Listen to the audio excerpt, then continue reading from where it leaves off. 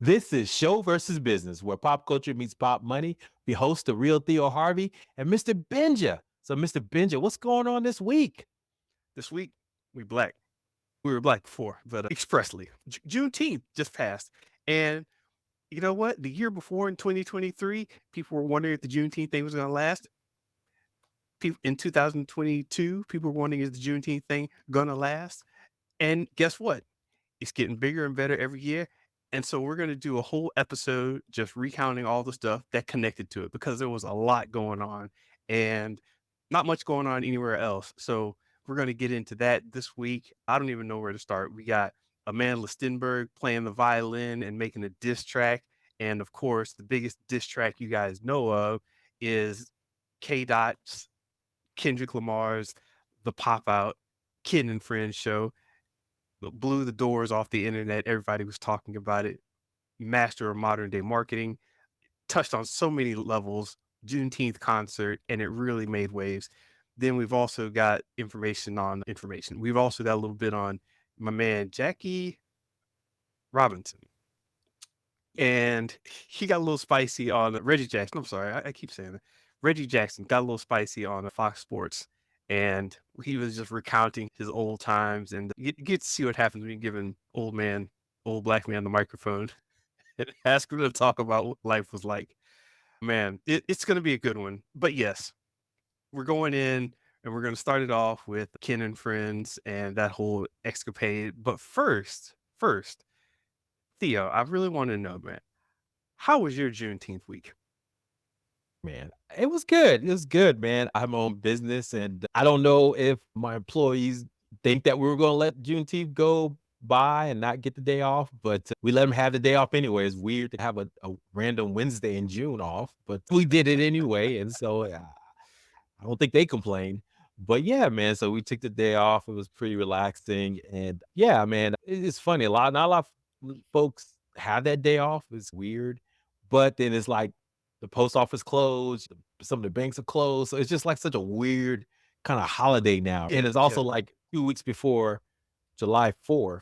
So it's like people like just don't know it. And it's also in the middle of Pride weekend, so it's or Pride month. So it's everything. The Pride stuff is going around, the rainbows and everything. And oh, by the way, some black folk stuff. Okay. Message in the So it's middle of the just month. I love it though, man. We'll probably talk more about it. But beyond that, man, I like what you just said. Mastery of modern day marketing. I wrote that down. Yeah, I was in the matrix, man. Man, a lot of M words today. Alex Hormozy did a video and it brought me back to that Paul Graham email years ago. I don't know if you remember this, the maker mode Mhm. versus the manager mode. And it just Yeah. it reiterated why I get frustrated a lot because Hormozy made a great point is that the best way to get stuff done is be in maker mode as much as you can. That's how you elevate yourself because that means you're in creator mode. And it doesn't just yes, I'm not like a creator like you, Mr. Benja, artist, but I No, create you're creating. Yeah. ideas, I create visions of what the company could go, sales manuals, things like that. But you need that concentrated time. And I was like, oh, that's why I get frustrated because I forgot about that maker versus manager time. I get that Hmm. manager time too much and I get frustrated because the manager time is great, it's necessary, but it's never really going to move you and your business to the next level because if you just deal with present day concerns. But the maker time is when you think about that future opportunities, right? And position yourself. And the way Alex presented it, he said, look, when you first start out, the maker mode is usually on the weekends and at night or early in the morning. You got to do 8 to 5, you got to do your regular job. But then eventually, once you master that, then your maker mode can be during the daytime, maybe in the beginning, and you have your meetings in the afternoon. But then when you get to the elite levels, you can spend majority of your time in maker. And that's how you stay elevated and high performing. Because I think he says he only has one day, his manager time, rest of the time he's either writing books or doing content. And it just reiterate to me because so this week I went into a lot of maker mode because I was traveling last week or 2 weeks ago in Vegas doing the manager thing, meeting people. Yeah. You and I call it being raw or in the mix and talking to folks. Hey, let's have meetings, let's do this. But then that maker mode was just like, you're not doing enough. And I was like, oh no. I- Dying a little bit inside. So when I got home, I was like, all these visions, I'm gonna work all this time in Vegas. And it didn't work out that way. So I ended up when I came home, I said, "Okay, I'm gonna be in maker mode." So basically, I've been like getting up in the morning doing work, maybe working during the day, and then even at night because I had to get some proposals and stuff out working. But yeah, it's been a good week. I was just, and I hate having open loops, like things I got to get done Sure. sitting there. So I have to push myself. So how do you manage that real quick? The morning versus middle of the day versus evening. What do you stack in different sections? Yeah, good point. I'm mostly a morning person because that's just where I'm just the quietest and I can just get a lot of stuff done. Mhm. So that's really been me because I get my coffee, do my thing. Only reason why the night started to take over is because I just had so much I had to do. So I started to double it up. So Okay. the night is a little bit harder. I used to do it all the time, cramming for Yeah, school and yeah, all that. But now, as long as I get my coffee around like 8:30, roughly about 9 when the kids go to bed, I'm just, stacking it out, man. And yeah, so, probably about 12 and stuff. But yeah, that's very rare. That's like maybe once every 6 months I do the night thing. But the majority of my time is the morning time. Roughly after I do my little workout, then roughly about 5:36 yeah, and then to about 8, then I got the kids stuff, and then I do another stack in the morning from 9 to about 11 or 12, and then I have my meetings in the afternoon. So that's how I do my maker time right now. yeah. No, that makes a lot of sense. I think a lot of like I fought against this for a while with writing and development, but a lot of that really good stuff happens early in the AM. If, and this was the thing that tripped me up, if I can make sure my night happened properly. If my night happens properly, then I can wake up and know I take my phone, turn the alarm off, throw it in the drawer, and be like, all right, I got 2, 3, 4, however many hours I block off in the early AM to do nothing before I start wondering if somebody's wondering where their email is, or somebody's wondering why I haven't checked in a certain project, or somebody, I'm just not worried about the outside world for this stretch of time. And then I can just flow into it, plow, think about things. I actually tried doing that in the evening, where it's like at a certain part of the day, I would just cut it off and then do that work. But it wasn't as quality, man. I realized I Mhm. was doing a lot more edits, going back, and I even redid some work. I was, wait a minute, this is the same work I did 3 days ago. Oh, God dog it. Early morning, yeah, just get in there, bang on some creative stuff. Getting that Um, flow, buddy. yes, That flow is beautiful, man. When it, you're in it's that it, it- flow, boy, you just, "Hey, I'm in that water, boy, and I'm in it." Just doing it. Yes, man, all the great ideas come there, like, I woke up in Vegas once, I had this amazing idea, I said, "Oh, let me just type this down," and this other idea came in, I was like, "Let me throw that in there and throw this in here. Oh, I'm not gonna worry about that one," so you just, like, yeah, you're just creating, man, and I think Myron Golden says this too, from a scripture standpoint, a biblical standpoint, he said, "God created us to be creators," and so I think that's just a natural state. Because even with my team, I'm sensing that too, where it's my team, I talk to them and it's you can tell the thing that they really enjoy doing is the thing they do first. Like my colleague, he probably listens to this podcast, he may not, but I know he really enjoys like doing code, right? My yeah, co-founder yeah, or technical solutions, right? So when I have him like he's got to do paperwork or other stuff, I'm waiting like 2, 3 a week, maybe 2 weeks yeah, later. But when I send them something about some technology thing, I get response like within an hour. yeah, yeah. So that's just his natural default. And I have another colleague that she does a lot with the marketing when it comes to analytics, but when it comes to doing and understanding the graphic stuff, it's like, oh yeah, this is like the flow. So I think that's your superpower. You can find out where you just like to be in that flow and just flowing in, and that's where you just naturally want to be in. Then you got to figure out how to do more of that Yeah. as much as possible. And so I think Exactly, that's the key. exactly. Get into that flow, man. This is all coming back to that 80%, 20% discussion, the flow, and yeah, all that. I love it. Um, yeah, man. That and even at the end of the night, I mentioned watercolors a while ago. Still on that, it allows me a creative something to do that's not just like random nonsense. Later on at night, 7 o'clock, 8 o'clock, I'll be sitting there thinking, "Hey, I'm not ready to go to bed yet, but I ain't got nothing to do. I don't want to start new work. Maybe I should drive down to the In and Out, and maybe I should go buy some books at the bookstore." It just wastes time. So the Mhm. watercolors calm me down. It's put down a stroke of paint. You got to sit there and let it dry and all this. It's a whole process. It calms you down. And it was good for my evening meditation process. So I love it. I love it. Well, I didn't know. James, we got to put this on the shorts, James, because we're gonna make watercolors the next pickleball. We're gonna have people out here. talking about watercolors. We're gonna have Ben Affleck out here doing watercolors, man, because I might I try. Shoot. I was stressed and didn't know what to do with my life, but then I found watercolors. There you Yes, go. that's There it is. exactly what happened. Settling into 2024, man, just doing good. My Juneteenth week was pretty solid. As I said, I had a mid-year resolutions kind of thing. So I adjusted some of the things I was doing, got into a much better flow. Two friends of mine stopped talking to me. So I was like, okay, something's happening, but I'm okay with it. And it was like the relationship started changing and I started realizing some things like, wow, just that fast I changed my attitude on some things, changed the way I was doing some things. And for those of you who don't know, my mid year's resolutions are basically if what I started doing at the beginning of the year wasn't working out or needs to be reevaluated or kicked into overdrive or whatever, in the middle of the year is when I do it. I need to look at it and say, hold on a second, what was going wrong? What wasn't? And a lot of it had to do with my attitude and the way I was talking to people and the way I was going about things. Yeah, man. Some person just completely stopped talking to me. And I was like, interesting. I contacted them and they were just like, "Oh, I'm just over here now." And I'm like, "Yeah, I'm over here now. Wow, wow.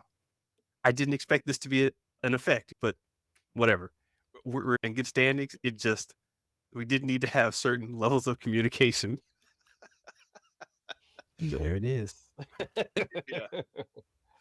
Yeah, Uh, man. People are people, man, and we all evolve and change. And I try not to take anything personal. I mean, now that I'm talking to so many people don't respond back to me or follow up or ignore me or go cold. I just roll off my back now. And I think it's just we'll talk about this. You get older, you just don't give a F. You just don't care anymore. And but it's also I'm also looking at it empathy, right? I always try to put myself in their yeah. shoes. Okay. Maybe this is not the right time, but or to connect or do stuff together. But yeah, man. Nah, man. I respect what you're doing, man, and always doing your mid-year reviews. It's always good to check in. So I think I told you what I'm doing now. I have a colleague, a guy I met a couple earlier or late last year on the plane. We just had a good time, and he's a business owner. So we talked about our goals together, and so we're accountability partners. So every quarter we get together over cigars or we just drink or coffee or whatever. Just hey, how are we matching against our goals? And what one thing do we want to accomplish for the next quarter? So that's just one thing I'm starting to do too, instead of the 6 month thing or check in or halfway, just more like quarterly check ins, 90 days, right? The 90-day Right, right. thing. Oh yeah, that happens too, but it's not as serious until that second set of 90 days comes in. That's what I'm saying. Yeah, I try to make it more less pressure. I don't know if I I see. made it. That works.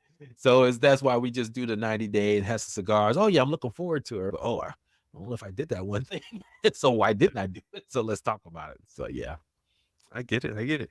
Speaking of before we get into Kendrick Lamar and all that, what is your Juneteenth experience? We were talking about it and we realized that it's a relatively new discussion point in the past 4, 5, 7, 8 years. We really started talking about Juneteenth. So, what is maybe we should start there, defining what is Juneteenth. I don't know. Do you have a good definition for it or anything handy or? Yeah, I got something handy. I don't know at the top off the top of the dome yet. I wish I was as good as some of our colleagues out there when it comes to Black history, but I think this is one of those things that Juneteenth hit recently into the zeitgeist, if you will. But Black Americans, we always knew about it, and so Yeah. I'll talk about my experience about it in a second. But yeah, so basically, as we all know, the Emancipation Proclamation was signed in 1862, right? And then it was supposed to start in January 1st, 1863. People don't remember, though, it freed to say the slaves in Confederacy states. So basically, you were a slave in one of those tiered states that kind of still had slavery. Nah, you was still in chains, bruh. But unfortunately, it was almost a political play, let's be honest, from Yeah. Abraham Yeah. Lincoln to Totally. try to get the black populace to rise up and do something. But so unfortunately, obviously, it was a law, so it went in effect until January 1st of 1863. But because it took so long for the Union troops to get to Texas, one of the places that was under the Confederacy, it basically a lot of slaves didn't know that they were free until about 900 days after the Emancipation Proclamation Yeah. in June 19th, 1865. Yeah. And so basically, it was what almost 3 years or so that a lot of folks didn't know they were free, man. Yeah. And that's And unfortunately, that's it's a microcosm of what it means to be a Black American. yeah, exactly. And you were saying they got the news, but that was still at that point just on paper. It's what you're gonna do now. And it's like you're at work Oh, and it's like you're at work and somebody says, "Hey, if you work this much, your company is supposed to pay you this thing." Why? You're like, "Really?" Or I don't know, there's always somebody at every company who finds out that they're like they have vacation pay and PTO and all that, and it stops accruing at some point and they don't know. And they're like, "What? I've been working the past 2 years and I haven't been getting any more vacation time?" And they're like, "Bruh, oh, bro. you didn't know? You just found out 2 years later?" It's like that Yeah. kind of thing where there's so many things that were kept from us that we didn't know about. And this was obviously the biggest one. And I want to interject that I don't even call it necessarily a celebration.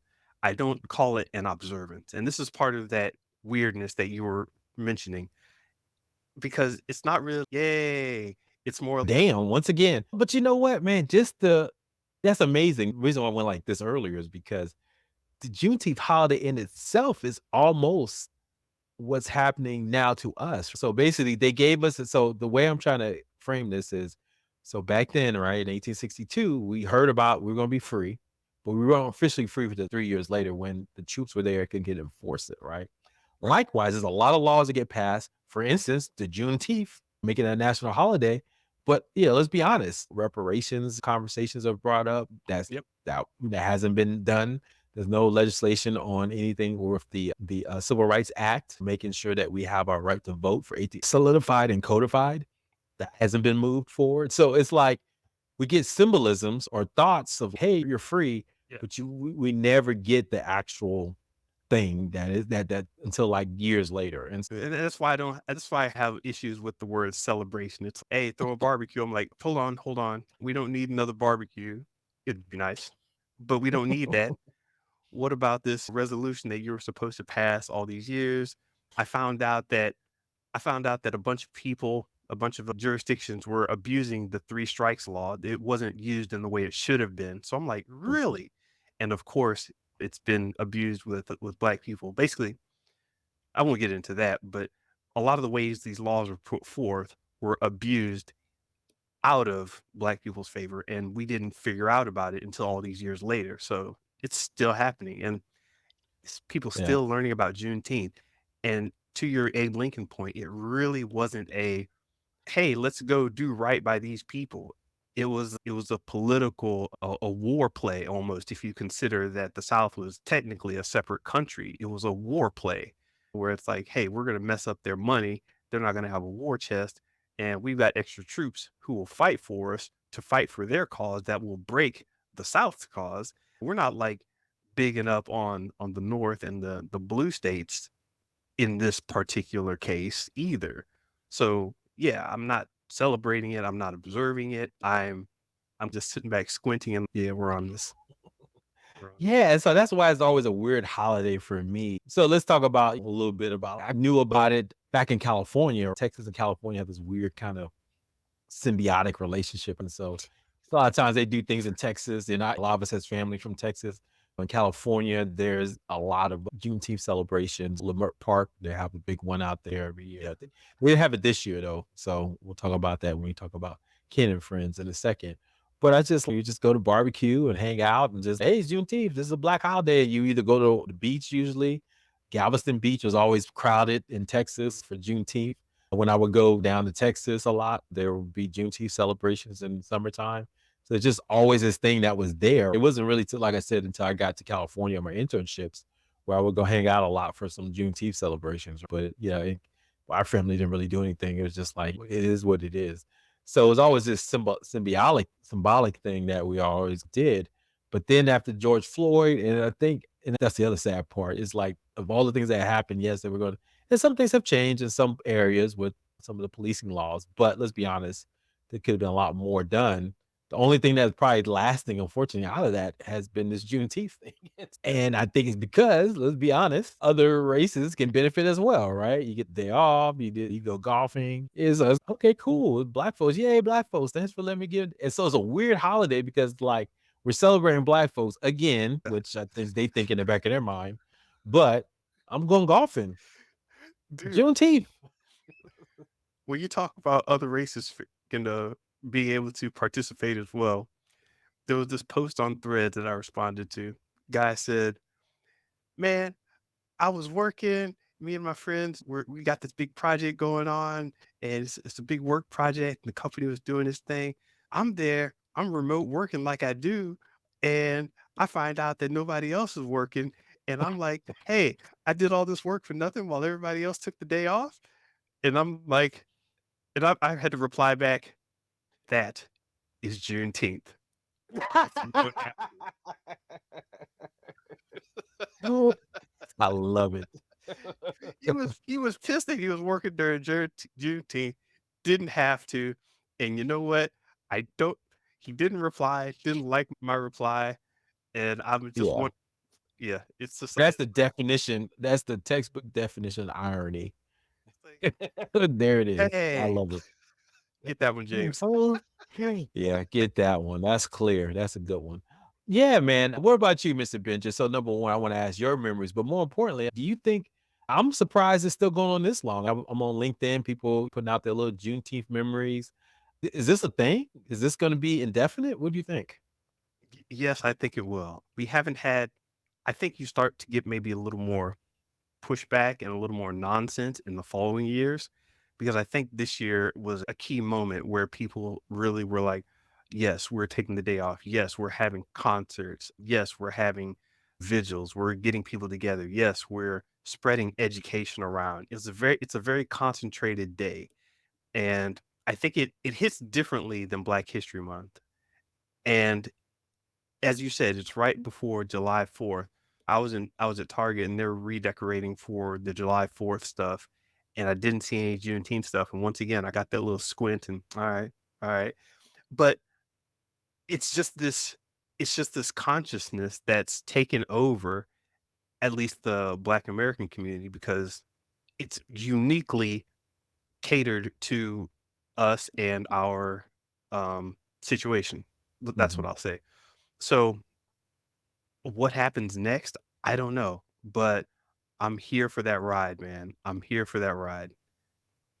And how Yeah. did I find out? As I said, I've known about it for a while. It's been a thing for a while. I used to go to, yeah, I went to some spots in LA actually, met some people, talked about some things like, yeah, this is cool, raw. And we discussed, but as I said, it hadn't become this much of a Nexus type event Yeah. until Texas. recently.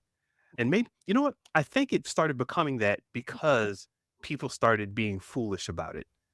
You know what I mean? I think a Mhm, lot of the mhm, cutting up and a lot of the colonizing of it, and I mean that mhm. in the sense of thinking back to the Walmart ice cream story when the black lady was like, "Hey, I want to put my ice cream in Walmart," and they were like, "No." And then 2 weeks later, it's like the Walmart brand of Juneteenth flavor ice creams came out, and it was like, "What did? How dare you?" So, there were so many of those little acts that came around that it just had to be a thing where we don't even ask for much on this day. Y'all are cutting up. Now we're gonna start getting a little louder with it. So, Good point. You that's know, how I and and another thing too, I think this is a powerful one because this came on a Wednesday. To me, I was like, okay, this is really gonna be a test if it really is a thing. And they still celebrated, people still did stuff. I was like, oh, because if it's a Monday or Friday, cool, it's a day off, right? Basically. right, But people were literally, and it's a federal holiday. The federal holiday makes it a little bit more real because it's Wednesday and I can't go to the post office or the bank is closed. But I think it's that because that's weird, right? Usually they move those holidays like to either a Monday or a Friday, yeah. right? To make it a little easier for folks. So we'll see. You're right. I think I'm here for it too. It's gonna be interesting to see. I'm like you, Mr. Benj. I'm not like, look, guys, we talk a lot of stuff, but look, I don't think me personally, I don't think I'm like super, hey, blackity black, man. But I am more like just more of an observer, just be Was like, you that know what, that ain't right. was that an In Living Color skit? No, CB4. CB4. Yes, right. I'm sorry. Those of you who don't know that reference, that's from the Blackity Black is specifically from a skit. So it's not just like he's randomly saying that. Yes, thank you for the reference. We're old once again, guys. But yeah, so I like to observe and see what the zeitgeist is giving me. And because me, look, I can't deny what I am and who I am. But at the same time, I'm just like, look, let's talk about the merits and the achievements, and we can make that a reality. Now, however you feel about me, that's your problem, not mine. And so I'm gonna keep pushing forward. But I do question some of the people LinkedIn with their messaging. I'm like, I don't know if I believe that, but okay. Some of the Yeah, corporate America, exactly. Which is especially when they pull back on a lot of their funding that they promised during 2020. So what's you do that, the symbolic crap, but then when it comes to real dollars and making movement and change possible, yeah, they stop all that? Come on. So that's when I'm calling like, y'all full of shit. Sorry. yeah. So we'll see how it turns out. This is going to be an interesting test for the culture, for the people. Absolutely. This is not a costume. This is not cosplay. This is not my avatar. This is me. Go Mr. Benja, can I say something real quick? go Can I ahead. say something real quick? Say it. I see dead people.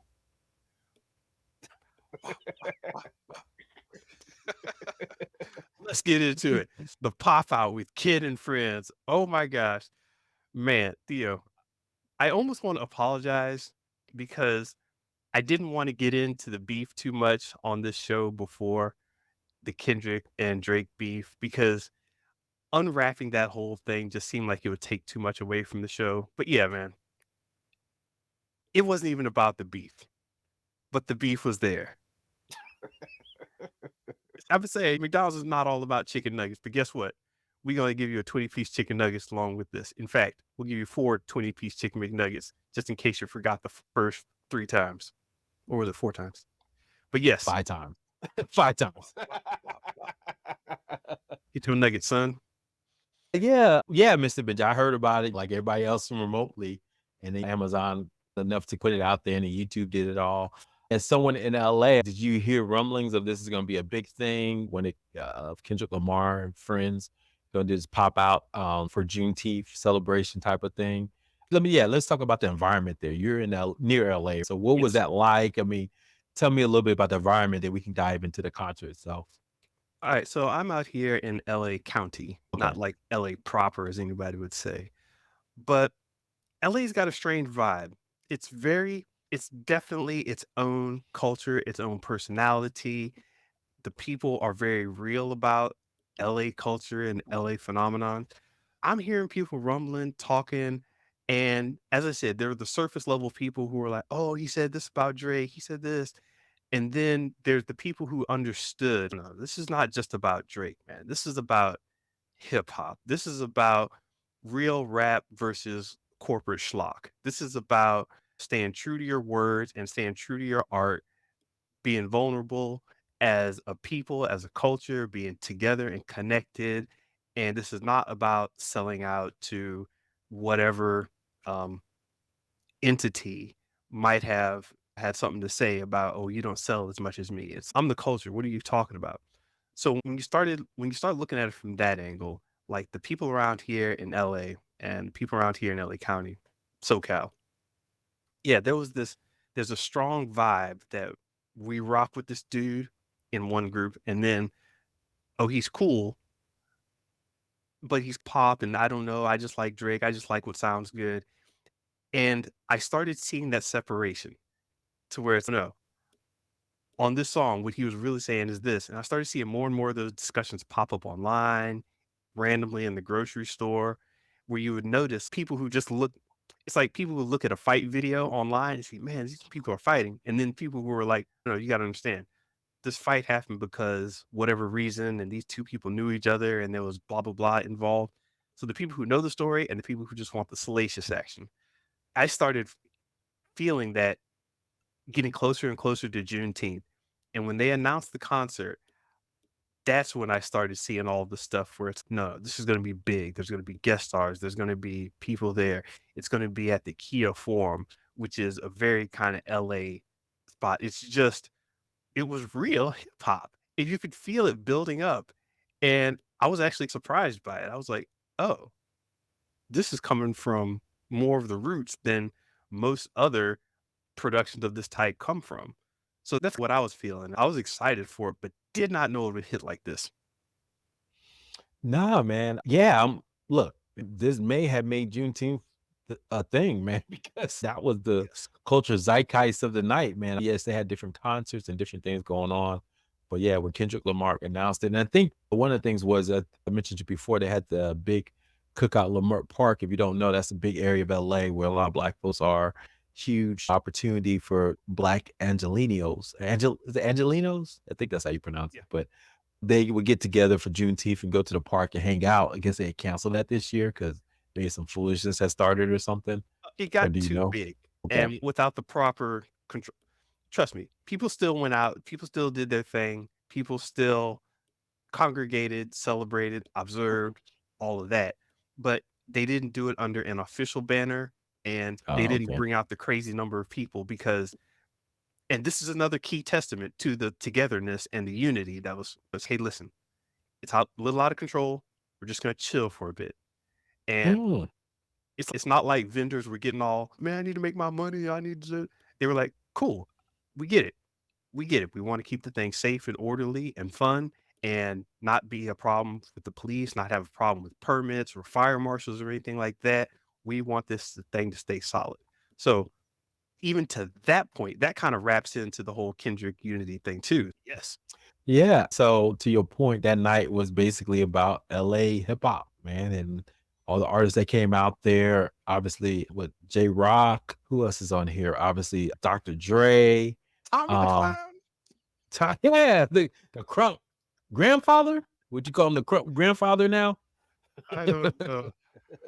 He's been around for a while, man. Wasn't he around when we were in college? Yes. Oh my god. Yeah, that's how we knew about Crumpin. Yeah, so he just made it an LA feast, right? And like I said, I didn't see all of it. I saw bits and pieces. Obviously, he ended it. He started with his diss track Euphoria, and then he ended it with Not Like Us, not once, Mr. Benja, not Mm, twice, mm, not 3 times, mm. 5, 4 times, and then 5 times, fifth time, instrumental. And man, the crowd was so hyped. Matter of fact, they were rapping the song more than him. Every time he did that part, the A minor, everybody just went crazy.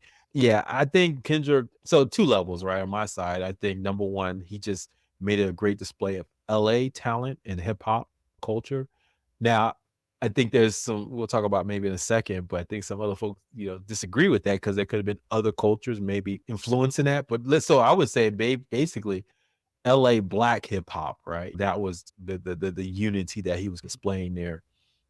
But then as someone who grew up in LA, I loved it. And obviously, because for a long time, Mr. Benja, we didn't really have a presence until one more John Blake, Ice NWA. Cube, and The yeah, NWA. NWA. Yep. So they finally put us on the map, but there was still a long bit because I would come back every summer for internships, and they still playing Tupac, still playing Biggie, but they never really played South back then. Remember, everything was so sectionalized. So it's like you would go to LA, we would never hear anything. We were listening to the South. I wouldn't hear nothing from who was that? Master Give me a P. name. Yeah, Master P from New Orleans, or what's his name, Jermaine Dupri, and all the crew Yep. down there. So it's just like LA was just so segregated. And then basically the reason why Biggie and Tupac, of course, got in, but then everyone else, it was like WC from West Side Connection was basically off brand of NWA. They Yeah. came in Yeah. and did some stuff. So it's just like it was never really, but now they have Kendrick Lamar.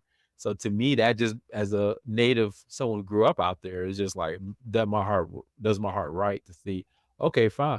Finally, what the was that? What's that saying? The South has something to say. The West Yeah. Side got something to say. So that does my heart right. But I will say this though, when you go back to the diss stuff though, and the whole beef between him and Drake, Kendrick, he just put the final nail in the coffin. Not only did he probably beat him just verbally on just the stuff that he revealed and talked about, and so that was one thing, and that was pretty much done. But to show you that he has a bop of the summer, man, not like us, and that people are like know every word of it, know the song, and he basically every verse is dissing him on so many levels from being a even that part at the end, we talks about Atlanta, and he's conflating Drake to be a colonizer of Yeah. Atlanta, white folks sorry for other countries, and Yeah. he just went through each artists in Atlanta and how they hate him. So it's just And gosh, this is what makes it artistically brilliant to me. We're talking about other cultures and stuff. To do this on Juneteenth, the concert wasn't a flashy concert. It was basically the roots of hip hop, which is, hey, do it on stage, give him a microphone that works, go. You know what I'm saying? That's basically what it is. And I didn't realize that was a staple of hip hop until DMX mentioned it. He's like, "Nah, to prove I was hip hop, I had to go out stage by myself to see if I could do a whole show by myself." And I was like, oh, yeah. Kanye West did that. He's like, I'm gonna do it by myself on stage, me and a mic. It's like, oh, yeah. There's this whole vibe about that. So when Kendrick did that, I'm watching this and I'm fascinated how coordinated all the acts are without being like choreographed, if that Mhm. makes sense. Talking about Drake and colonizing the industry, I'll take it back. When it was Cash Money Records in New Orleans, they came out of nowhere with the and all that. But for many years before, you had No Limit Records coming out of New Orleans doing the thing. You had groups out of Houston, Florida, Georgia, and all that doing their thing. But No Limit Records was the big dogs in the South pretty much. And they were pretty much independent in all their ways. They were just like, yeah, we're gonna print our own CDs, we're gonna do our own distribution. They were the thing. Suddenly, Cash Money comes in and not to not Cash Money, but they're coming from a different place by aligning with Universal Records and a corporate structure.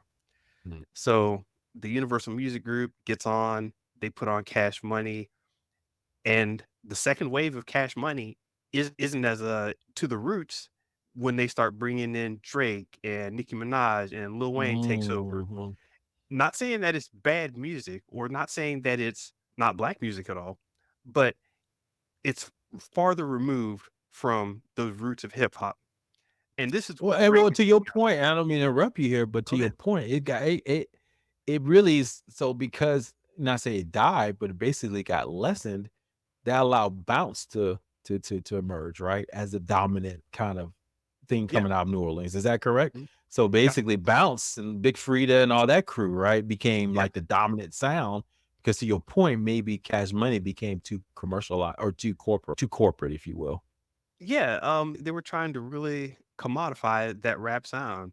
And this is something that hip hop has always struggled with, just as the black community has always struggled with how do you not turn into a commodity and get taken Mm, away from the artistry. And every artist should be able to relate to that, where it's, yeah, I want to put something artistic out.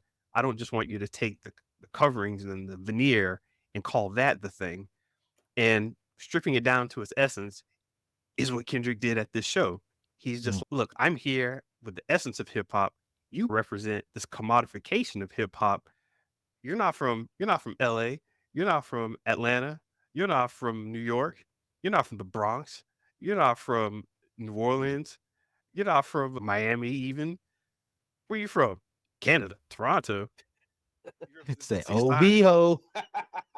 Yeah. This is what we talk about, show versus business. So the artistry and how to make it different, unique, and to the roots of the artist. But to be honest with you, business is about scale and simplicity scales. And so if you can take some sound to your point, Drake is a caller. I hate to say that, but we just talked about bounce. He took bounce and made it a thing. He took some of that and put it on his controls. Was it controller? His controller song and it just made it a thing. So it's just he'll find these sounds and just make it a thing. And then now you're like, wait a minute, is that it's a nice bop? Is it? I think just like anything, do you understand the truth that's in that sound? I like the sound, but it's almost like it's cold and heartless. Just okay, I'm moving to the music. It's good, Yeah. but it's missing something. It's missing that heart, that truth. Yeah. And that truth comes from actually the truth of any art to me comes from internal resourcefulness. What can I pull out of myself to build on to something? And if you know the roots of hip hop, you're talking about people who figured out how to take a turntable, two turntables, and keep playing the break beats. If you didn't have instruments, guess what we do have? Oh, we have a mixer and two turntables. Okay. That is something that we can make into a club night. That is something we can bring all the people together to work with. And it plays out differently in New York and LA, but it's still basically the same thing. dude on stage with a mic and basically a DJ and a source of music. And that's where a lot of the hip hop drive came from. It's just that stripped down, this is what I have. So when you take something like that and say, I don't want all that other stuff, I just want the sound, the frosting. It's like, Mhm. what is frosting with no cake, man? I like Mm. cake. Hey, 50 Cent. Oh man. Man, Mr. Benjamin. We'll talk more about Kendrick Lamar, I'm sure, in the future installments. But someone else who was speaking his truth, Uh-oh. Go ahead. man, Reggie Jackson, brother. If you don't Oh, know Reggie Jackson, I think we just need to cover this one because it go was just ahead, so jump. so good. Yeah, Reggie Jackson. If you don't know, great baseball player, Hall of Famer, played for the Yankees, just famous. He was Mr. October. He has a nickname called Mr. October, where he basically, if you don't know in baseball, October is when they play the playoffs, right? And so he won. I can't remember how many championships. Just a solid baseball player, guy, and everything. He was on recently talking about, I think they had the Juneteenth celebration. I mean, and I think this is common with baseball. Baseball's always done some Juneteenth celebrations because of its roots going back to the Negro Leagues and all that. And so this is not uncommon for baseball to do this as a sport. And also it's in the summertime too. So that's typically when baseball is being played. But anyway, they did their celebrations. He was on stage with all the other Hall of Famers like Derek Jeter, Big Poppy, Alex Rodriguez. I think these names, right, Mr. Benja? They're that popular, right? But yeah. So I know you don't watch, I don't watch that much baseball either, but I think everybody knows those names. So he's up there. I think he's in his late 60s, the mid 60s or something like that. Been around forever. They gave him a microphone, Mr. Benja. He's an older black man. They gave him a microphone talking Wait, about racism in baseball. an older What do you black think man he had to talking say? to the What do mic? you think he had Oh, to say? dude, I saw this and I couldn't turn away, man. I love seeing old black men with the microphone getting spicy about the old days. And it just warmed my heart, man.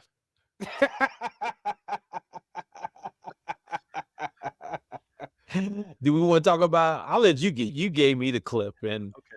I was mesmerized. But what's displayed in this clip? And maybe we'll put it in show notes. Clip this. We'll let everybody know. The Fox Sports panel was there talking about baseball, the history, and because it's Juneteenth, they were talking about the history of the Negro Leagues a little bit and black players integrating into the sport of baseball. And major league stats have now been combined with the Negro League stats and all that.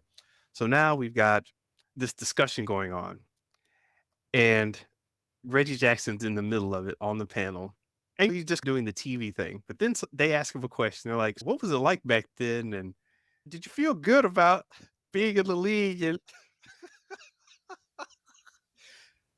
And you saw his face drop. He was like, you could see the memories of his painful past popping up. So are you really gonna ask me this on live TV? And he started adjusting his hat like 5 and 6 times. It was tough, man. The guy asked, would you want to do it again? Do it again? No, wouldn't want to do it again. It was terrible. Bad. They treated me bad. I walked into a restaurant and they said, inward, get out. They walked into a club, inward, get out. So he's going all these places as a professional baseball player in the 60s or 70s and just getting treated like dirt. He goes off on, no, it was terrible time. It was bad business. I just felt bad. They treated me bad. Supposed to have this nice fancy dinner. Then the entire team leaves the restaurant because they didn't want him there. One person, and he's responsible for the entire team leaving and going to a diner to eat hamburgers in solidarity. And dude just got a little spicy with it, man. And he was, you saw it because he was dropping the N word. And then at some point in the interview, they called me the N word.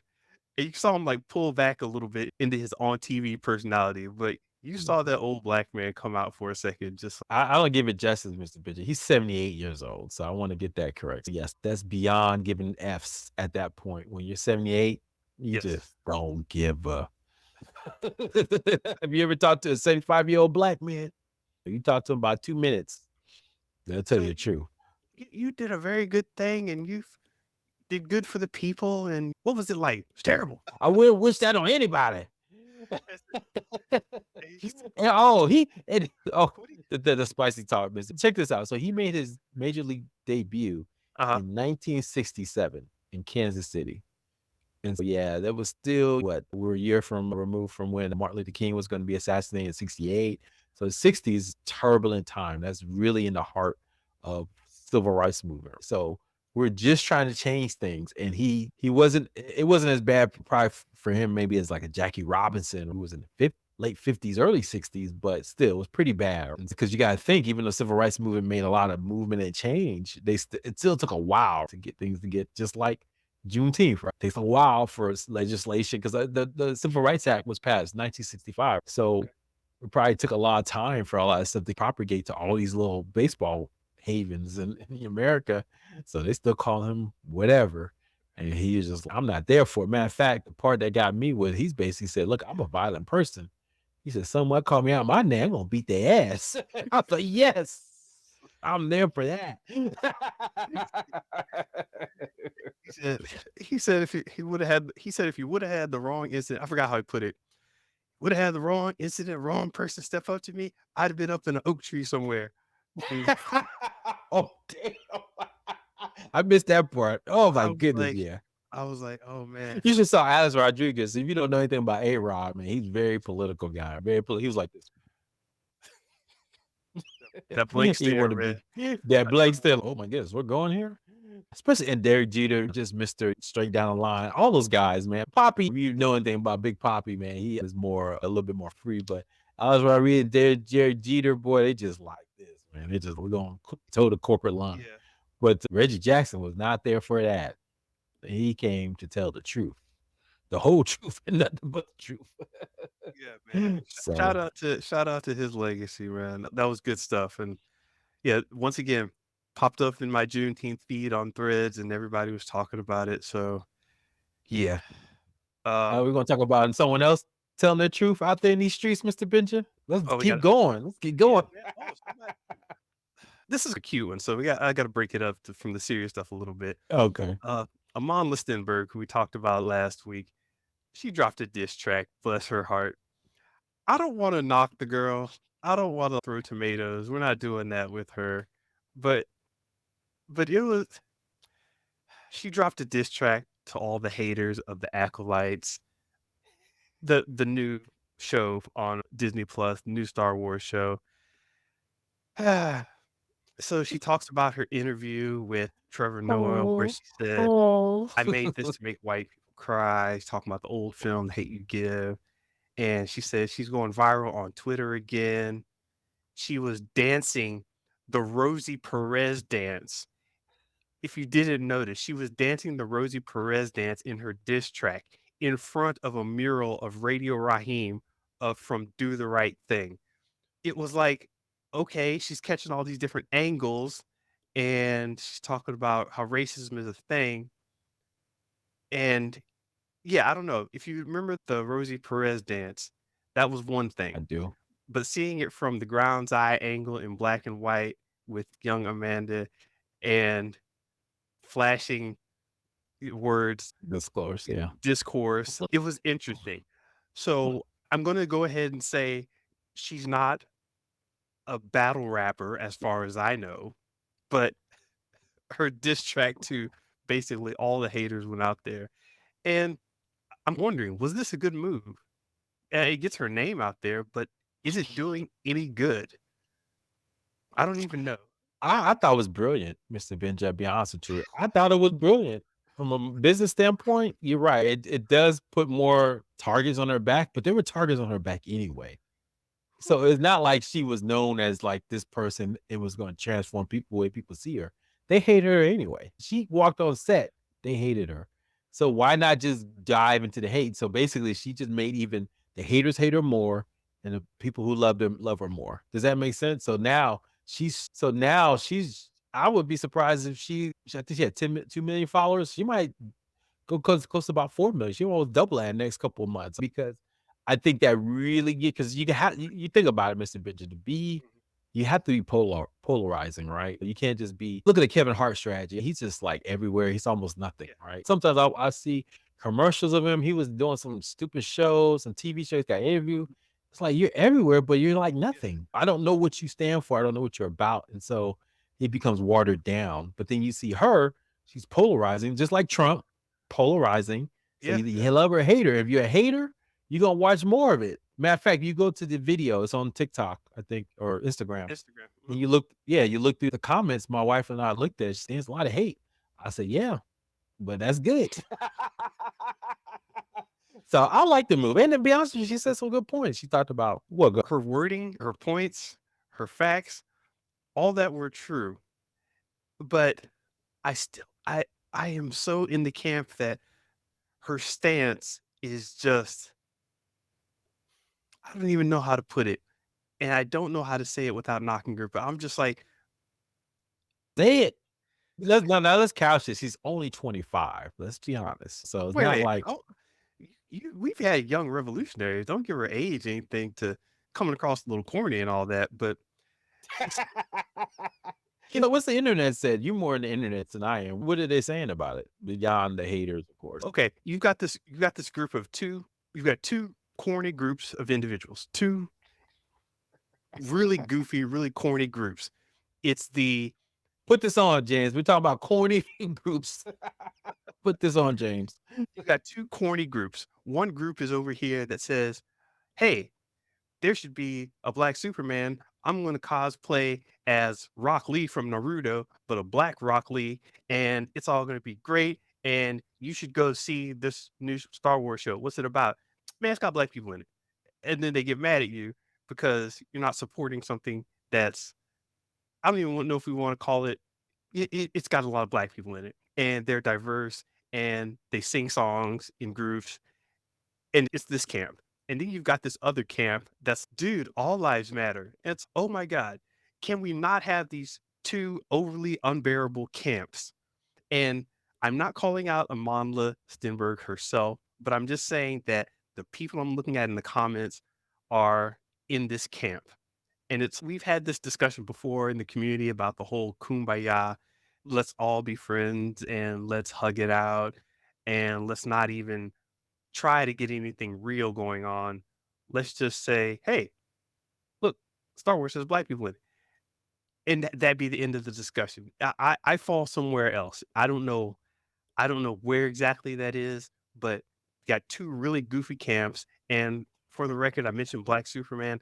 I do not want a Black Superman. I think that's a hand me down kind of character. I would be mad if they did that. We've got plenty of characters to build movies from.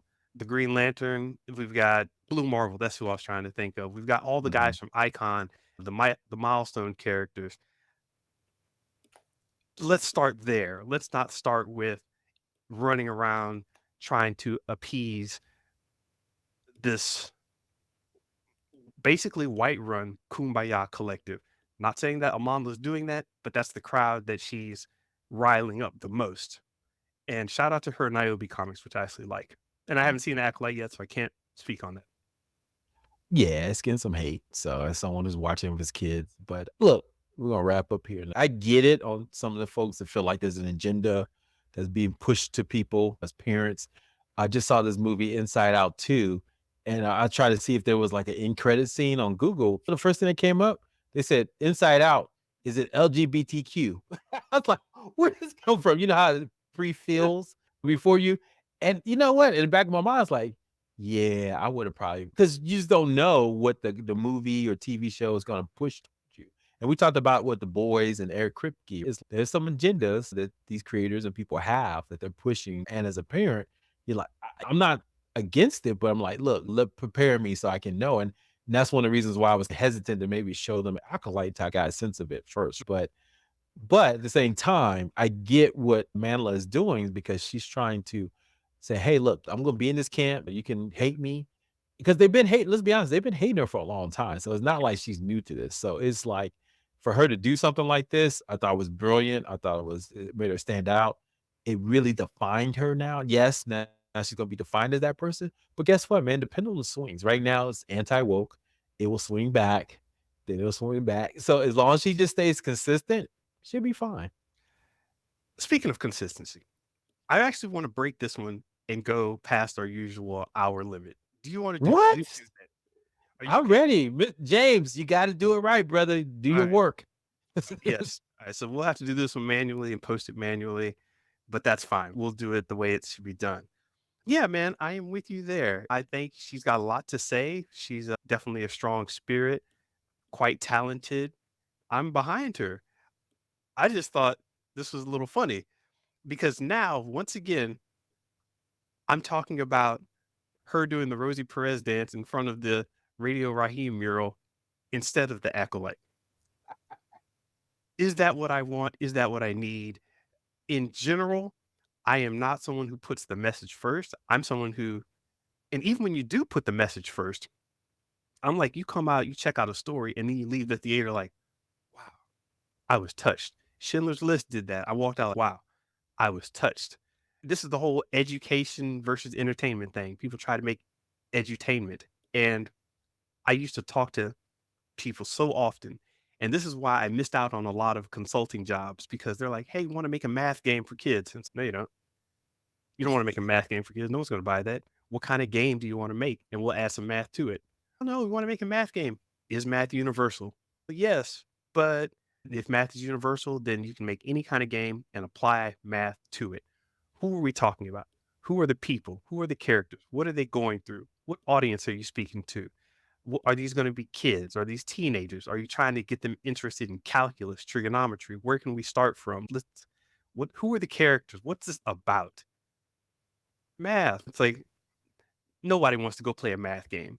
Same thing with a lot of this political stuff. And this is precisely why you keep politics out of polite society because people don't know how to process it. So if you entertain them, they can process entertainment. We're just not at the level of discourse where we can process straight up as a society and as a culture. You get people in a room, it's hard to process all of this stuff.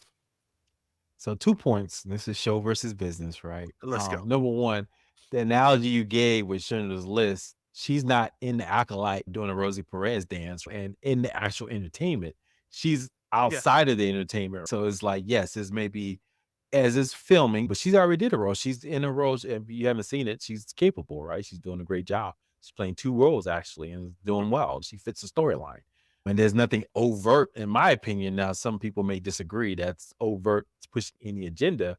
That's debatable for some people's sake. I would say that number one. So she's outside. I think that just like when Schindler's, let's be honest, when Schindler's List was released, mhm, you had Steven Spielberg out here talking about the Holocaust. So yes, right? he wasn't in their message talking about the Holocaust inside the movie. Outside of the movie, though, while it was being shown to everybody, he was still talking about it. Sure, So I sure. think that's similar to what she's doing. And then the other, I would say yeah, that's similar to what she's trying to do. which is fine. But okay, but that's my other point. This is a different time, Mr. Benjamin. Two things. Number one, political discourse is part of the discussion now. Trump Mhm, made it part of the zeitgeist. So you have to discuss politics now. That's just what it is. I know that's not what we grew up on. It was what's it? Remember the big thing? Don't ask, don't tell, or yeah, something don't like ask, that. don't But no, people gotta tell. That's just what it is. I'm a Republican. I'm a Democrat. I'm a liberal. They have to label themselves. And then now I'm ready for and that's just tell. the way the world is now. I think we have to realize that's just the way it is. And you have to put that discourse into your stuff in order to get enough attention first and then let the artistry speak for itself. I think that's unfortunately that's just where it is now. And the second point, you said that he wouldn't have done the way she did it, but you're right because this is a different time. So the way she does it is a musical kind of showmanship and doing all these other crazy stuff. But that's just if he was an artist now, that's how Steven Spielberg would have done it probably, or some other artist potentially, because Okay, it's a okay, new way. And she's younger. She's 25, Mr. Bidget. Think about this. When Steven Spielberg came out, he was lambasted because the way he came from TV and the way he sure. shot angles and that people like, oh, that's not cinema. The way you're doing it, they lambast. So whenever there's new art form, I mean, is my opinion. Whenever there's new type of mediums and messaging, the way they do it, we always want to discount it. But Yeah, maybe that's just a new way of doing that, and they have it at the scores in a public setting, in my okay. opinion. And to your point, here's what I agree with, and I shouldn't say agree because it's not like I'm disagreeing with you. Here's what I took from that. We're in a place where these discussions are coming up, and we should have these new type of interactions based on the internet. You can go find a Facebook group of people who think nothing like you, and you're like, holy crap, people think like this. And our first instinct is what's wrong with them. And we're just not used to seeing so many perspectives. We're not used to seeing so many different types of dialogues, discourses, points of view, all just slamming into each other in so many different ways. We don't understand how to communicate with each other. So maybe she should be doing this. I don't think it's working out as well as she would hope, because her first sentence here was, this is to all, how did she say it? To all those who are flooding me with intolerable racism. Even if you're, Well, hold on. What, that's in the comment section of what she said? no, that's her post. That's Yeah, what she, well, go read the rest of that, though. It's okay. a joke. Happy Juneteenth part. And to those who are flooding me with intolerable racism. Since it took me 72 hours on my laptop to make the song and video, you got 72 hours to respond, and I expect choreo. See, it's a joke. See, when you read the whole thing, you realize, oh, so she's playing with it a little bit. Yeah, I get what you're Okay, saying. yeah, She yeah, was she's just playing like, with it. Okay. if she was just like, oh, doing this with me with this, but she's playing with this. Look, I did choreo, so if you're gonna respond to me, I want you to have response as well. Use choreo. I thought that was ingenious too. So with any transfer of or transformation into the next phase of discourse or the next phase of technology, platforms, life, discussion, culture, etc. There's always that messy in between area where you're like, okay, I don't know how to say this. Am I getting canceled? Why are Trump's votes going up? Why are Trump's votes going down? Why are Biden's votes going up? Why is this happening? There's a certain just confusion around the whole thing. And as I said, you've got these two camps on really far ends, and these are the loud people, and that's usually the problem, where the really loud people from these camps are just throwing out their spewing out whatever. And I've seen it from both sides. So I'm not saying a side here, but I've seen it from both sides, and I think a lot of it's just problematic. So as we're pushing forward, I really sit back and wonder, and I do this with every creative product. Is this working out? Is this working out the way I want to? And I've really been starting to question that all publicity is good publicity. Or do the Disney Plus numbers bear out? If it's just, hey, if we can be as crazy as we want with these Star Wars shows, is it going to work out the way we want? I don't know.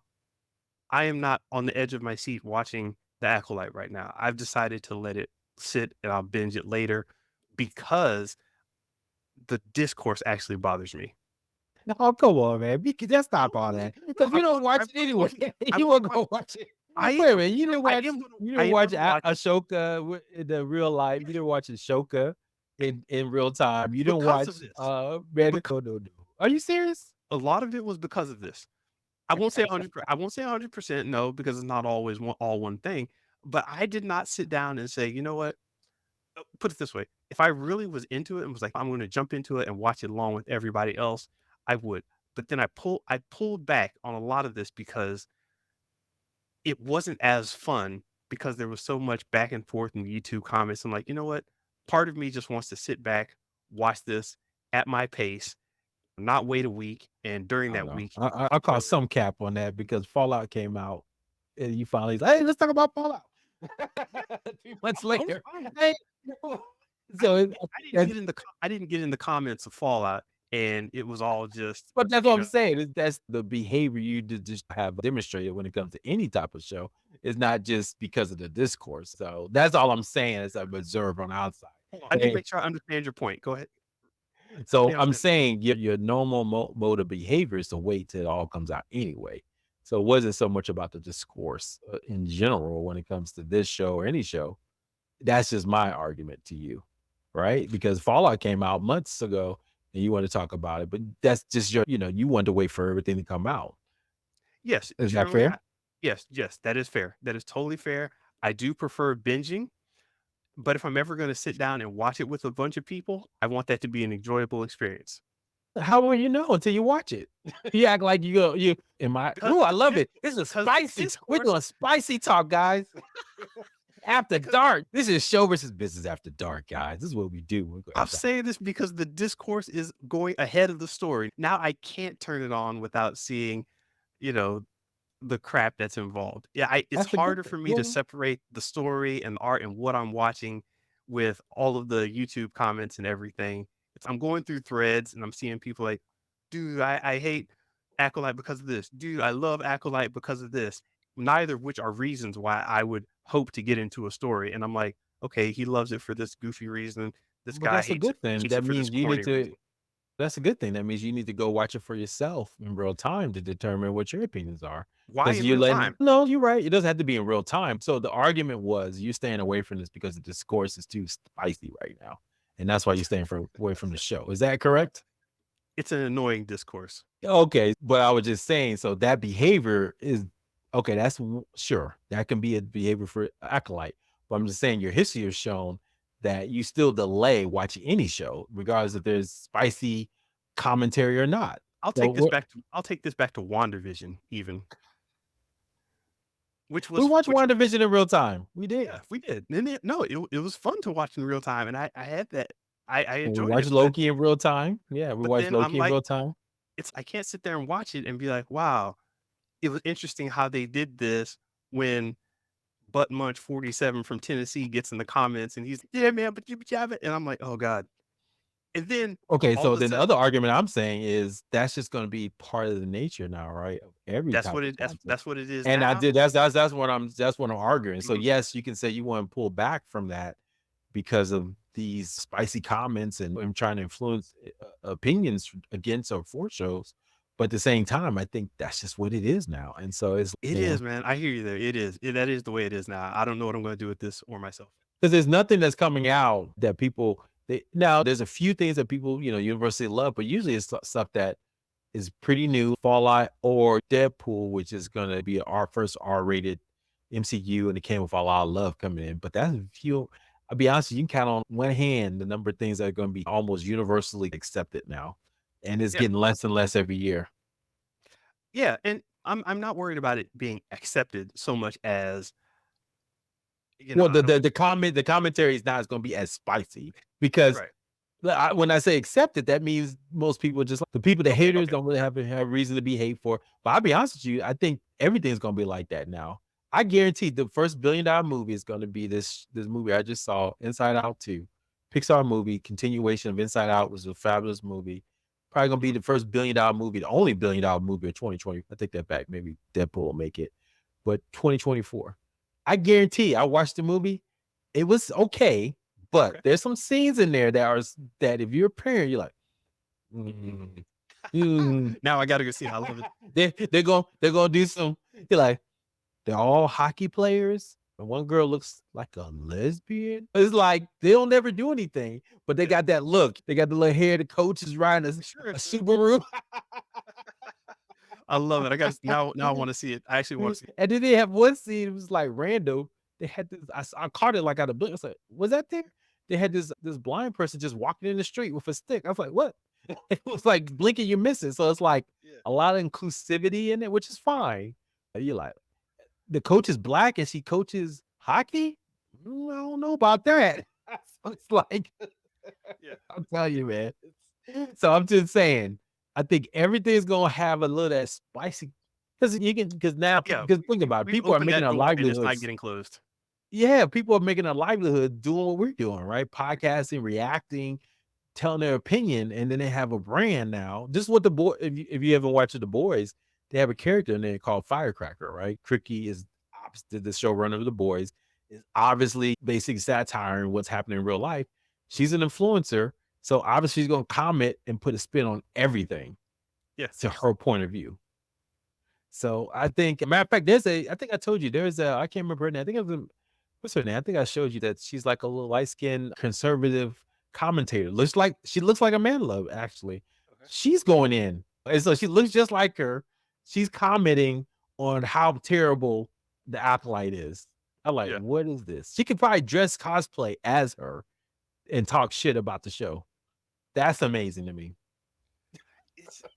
It's it's strange, man. And I've talked about with Andy about this, and this is the evolution of storytelling. It's fascinating to me And yeah, I'm wondering how much of me it just sounds like a curmudgeon sometimes when I'm like, why can't we just quietly discuss this at home or whatever? It's no, people want to go in. And I'm actually okay with I like going in. I like yelling at stuff. I like having the whole dude, I grew up in North Florida, South Georgia, Southern Baptist kind of firewater preacher, speaker kind of thing. We would get up and be like, "Hey man, you need to fix this in your life. Your shoes need blah blah blah." We would play the dozens all day. We would rib on each other, crack on each other. We would just be going at it. And it was like, okay, you speak this stuff. So now I'm here wondering, it seemed like it was, I don't want to say in all in good fun, but it was much more open, much more free form, much more acceptable to just give each other a hard time. And you weren't as serious about it. Now I say something or somebody says something to someone else and it's okay. Now this person can get canceled. Now this person's getting blacklisted from it. I'm like, whoa, I thought we were just talking spicy here. Why is there so much emotion built up in it? So now I don't know. It's No, it's a that's new a fair valid point. I think what you're arguing there is the sensitivity of it all. We're used to there is a a sensitivity. Yeah. world where we're just like have tougher skin.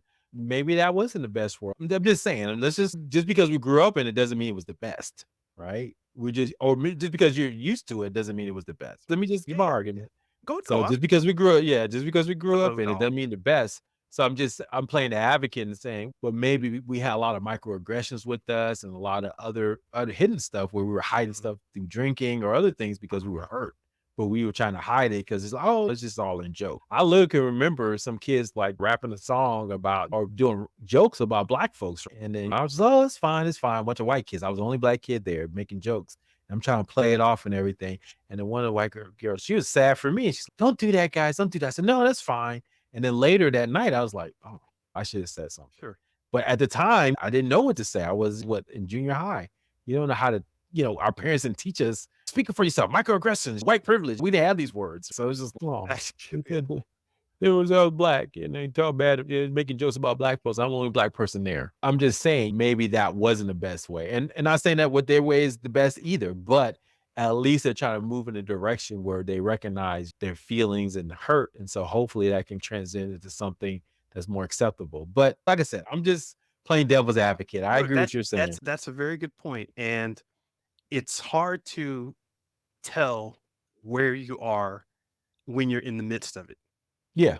So I think all of us, and like I said, with the in between phase, when anytime you're transitioning into a new cultural zeitgeist, everything is shifting, times are changing, technology is changing, the way we talk to each other is changing. Like I can't tell, but I know my words are measured because I'm talking on a podcast. I know Mhm. there are things I wouldn't like if we were just sitting around talking to each other, we would say different things. But So we're now not being real after dark on show versus yeah, we're business. real. Parts of us are saying things like, you know what, I need to get this point out, not because Theo was here, not because Mr. Benjamin was here, because it's going to be heard, because it's going to be recorded. There are parts of it that I'm like, maybe I shouldn't say that because I don't have all the facts. Or maybe I should say this because somebody's going to get the facts and back me up or whatever. I'm just saying there's a whole like Yeah, I agree, and different maybe set that's of the function, boundaries and but then reasons. I would say that's a function of us not growing up. What they call we're not digital natives, right? We Sure. knew what the time was before, so we're not used to just displaying our feelings and stuff on the internet, and so Mhm. you're right. I think yes, I like to be the one that talks loud and think but you're right. I'm guarded too, some ways. Don't say everything, but when we're being recorded, but I Yeah. do think this next generation, they don't know no better. That is a They good don't know. point about the being a digital native. Talk about stuff like before we never really talked out loud about the concept of being invited to the cookout. Yeah, exactly. We had that concept, speaking of Juneteenth, we had this concept, but we never spoke about it out loud. Now I shouldn't say we, I should say people start to say stuff and it goes out on Snapchat. It goes out on Facebook. It goes out on TikTok. And in a lot of ways, I think people are a lot braver Mhm. because they're like, I'm going to say this. It's going to get out there in the world. I could be canceled and hey, let come with me. And I'm like, Yeah, and I think that's the would frame I do that you that? have to. Yeah, I think that's the frame individuals like us who knew the before times, right? Yeah. That and people around our age and older, we have to realize that frame is no longer relevant now, right? This new phrase, and be honest with you, I think even that phase is going to change. People don't realize it, but with I think that's going to change things, right? When you have to, they at one time they believed like what people say was the truth, or maybe like true-ish, right? With AI kind of in the mix, they're gonna fundamentally not understand the reality anymore because think about it, there gonna be so many different things coming at you.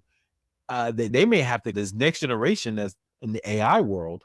I Yeah. think they're gonna have to stick to one or two truths, and everything else they're just gonna ignore, right? And And so, so but I think so I think that so I yeah, think these frames are changing all the time, and so people don't realize that you're still operating from that previous frame. yeah. But when you put yourself in millennial framework, oh, they grew up on social media, so this is what they know reality. And then the Gen Z frame, which is, oh, they're gonna be grow up in this AI world. So their mentality is gonna be different from the millennials. Yeah. Yeah. So I think that's how I look at it. It was just like, as long as I understand I'm in that frame and recognize that, I think I'm fine. But once you realize the world doesn't operate that, because let's be honest, the world is being run by the youth, or the youth is pushing culture, if that makes sense. They're they've got all the energy that's going into the Yeah, internet. good You know, point. I'll say that for sure. And we're talking about what we say and all this. I want to also interject another part we had here. So I don't know if you've heard about the documentary Microphone Check. Um, Mm-mm. this guy named Tariq Nasheed. He had a he's a I don't want to say this in the pejorative because he embraces the term race hustler. But basically, he's a black historian and he's been around for a while. But he's got the Hidden Color series. I don't know if you've heard about those Yeah, you documentaries. think you told me about him? Yep. Yeah, he produced and created the Hidden Colors documentary series. Phenomenal NPR. information. Yep. On Yeah. NPR. Yep. So now he's come out with this thing called Microphone Check. Anyway, I wasn't plugging Microphone Check, but I was just bringing up Tariq Nasheed. And on Juneteenth, this group of people were talking about where hip hop came from, and they were like, they weren't black, they were Mexican, and they were complaining that there weren't any Mexicans represented in Kendrick Lamar's show. And this is where I'm saying things are getting interesting because you have somebody out here just talking, and unlike previous years where you had journalists who would double check and make sure you have all your facts, your talking points, and it was very rigid and whatever. Even if it was fake, it was vetted. Now the public is vetting because these guys got on stage or not got on stage. They got in their podcast studio and started talking about the the pop out celebration, the pop out with Kendrick Lamar and friends. And they're like, yeah, no Mexicans were up there. And hold on a second. This is a Juneteenth thing. This is literally about black slavery and being freed and the situation that black Americans went through. No shade to Mhm. anybody else, but this is that situation. And he started complaining. It's like the host was okay. I want to give this guy enough rope, but I really don't want him to hang himself too much. But I'm gonna let this go for a second. This guy complained that there are no Mexicans on stage. First of all, there was actually a Mexican rapper there. OGZ was there, so he was Mhm. on stage representing. And this was a unification concert, and OGZ was there. So first off, that was out of place. And then he went on to say that Juneteenth was all about the Tulsa massacre, and it started just to go off the rails. And I'm thinking, this is incredible. You have a person who's doing a hip hop documentary commenting on someone doing a podcast speaking about Juneteenth, speaking about Kendrick Lamar, who's literally talking about keeping the culture together and strong. It's just so bizarre how all this information was going around. And did you watch that whole video? I did, yeah, yeah, but I saw the snippets of it. I really don't have too many opinions on that. So, what's your point? Is what they're trying to say? They're My not. point, no, my point was that this is all funny to me. How people are just out here saying stuff. And to your point earlier, was it who was it? Joe Polish, and so one of these gurus had said, "Yeah, you get your one or two things that you know, and get people you trust around you to push you in the right direction on all these other facets. If 1980s Nintendo games, you talk about that. Somebody starts talking about 2000s computer games, you bring in your expert friend. Mhm, It's mhm. and it almost becomes like the stay in your lane thing, but then nobody wants to stay in their lane. They're just like, I'm gonna get on. It's what's it called? Irrational, or yeah, irrational confidence, right? Just because you're great at one thing, think you can be great at everything. Like Michael Jordan was the greatest basketball player. He was a terrible owner, right, of a Mhm. basketball team. So you think you could do other things that are great, and I think that's the challenge. But yeah, man, I'm fascinated that framework I gave you, and I love when we have these conversations because it gives me new ideas and thoughts. This frame of when we're thinking about the millennials and like they are digital natives and they understand that this world, so they're more freer than we are on microphones, and that's probably why they go viral more because they just don't give a F and do whatever. Yeah. But I do think that the group behind them, Mr. Benja, my kids' generation, Gen Z, Gen Alpha, Alpha. that's what they're called. I think they're gonna be different than the millennials, right? Because they're gonna grow up in the AI world. So I think truth is gonna be something that's not gonna be as readily accepted. And so they're gonna just discount everybody. Like you said, unless they just know you or see you physically, we may go back to they're getting together and having parties together. Right now, everybody's on social Yeah. media, hanging out, catfishing was a big thing. I don't know, man. I'm just throwing this out there. Hot take, No, but I I think that, this is where it may go because unless you can see that person, talk to them in yeah. person, you're not gonna know if they're real. You think it's gonna be it might be AI bot, it might be AI influencer, Yeah. and that's not even real. No, so check this out. I stopped at the 7-Eleven a little while ago, earlier this week. Yeah, I stopped at 7-Eleven earlier this week. And I'm stepping out of the 7-Eleven, and some person asked, "Hey, what time the bus comes?" I'm like, "Every half hour." Because they come every half hour. And person, okay, hold on a second. I've been out here 20 minutes and this and that, and started just rambling, right? You know what? I trust you. I trust you. And I was like, this is a young person, couldn't have been old enough to drink, not All right, 21, man. Gen Alpha, yeah. getting there. But yeah, it was a very interesting thing. Like, I didn't check my phone or anything, but I was just like, yeah, every half hour. And they were like, okay, okay. And they had a phone. They could have checked that too. But it was weird. It was just this weird interaction. And it made me think of like trust because she very strongly stated, yes, I trust you. And it starts to get into that know and trust thing where it's like, hey, this is a real human, says it confidently. They don't seem like they're trying to hurt you. They want to help you. That's what I'm going to attach to as opposed to anything else I read. I see it online, fake news. I see it on Twitter, that's the algorithm. I see it in a book somewhere. Oh, somebody with some bias probably wrote that. But one on one, like talking to somebody, say, hey man, I trust you. Whoa, good point. They're taking it back to remember how when we grew up, Uh-huh. we're not supposed to trust strangers because they were in person. Oh, you don't know this person. Yeah. But I think it might go back to that where it's like people don't trust anything online, but they'll trust anybody that talks to them one on one. Hey kids, I got some candy in my white bag. Come talk to me. Oh, Say, okay. I trust you. oh, that is a van. You're right. I think it might go back to that because I think you're right, man. It's because I was telling you how when the gurus Dan Henry was talking about, there's no trust in the market, right? There's so many gurus out there selling crappy stuff that people just don't believe anybody anymore. And so you put stuff out there and it just flops. And I think the only way you get through that. So, for instance, I have an offer out there and I'm realizing, oh, this is starting to work now. I'm getting consistent people buying the book, doing this stuff. And because I think it's because I've been doing it for like about 4 months now consistently, people are seeing it Yeah. over. It's oh, his ads. Oh, he ain't going nowhere. So someone just recently today, I was hype about it. They just bought one of our biggest packages, pretty much paid for my whole ad spend for the day. I was Yeah. like, wow, man, I don't know who this person is. But they must, I said, the only reason why they spent that much money without talking to anybody or doing anything is because they probably saw my ads long enough and or went down the rabbit hole and Yeah. said, okay, I know this guy, I like him, and I trust him. I'm Yeah. gonna spend some money. And I was like, oh, so this is how this works. You just got to be out there long enough that they trust you enough Mhm. that they eventually will buy with you, and vice versa. Or you meet with them in person and they see you that you're a real person and they start to know and trust you that way. That's it, man. If you don't do any of those, you're not going to win in this market. Huh. This is gonna get interesting, man. I don't have anything else to say on Juneteenth, and I appreciate we going a little extra this time. I love it. Yeah, man. We got to do this more often. We'll just call it James. Just cut this up. Call this. You don't have to do that. How about uncut?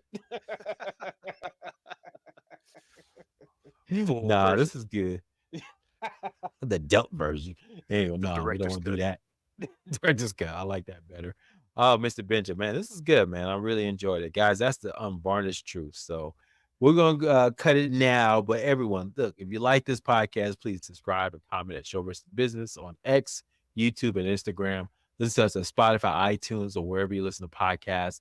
Go check us out on our website, Show versus Business, and see some information there. But Mr. Benja, have a great one. Hey, you too, and be sure to share this with everyone you trust. Peace.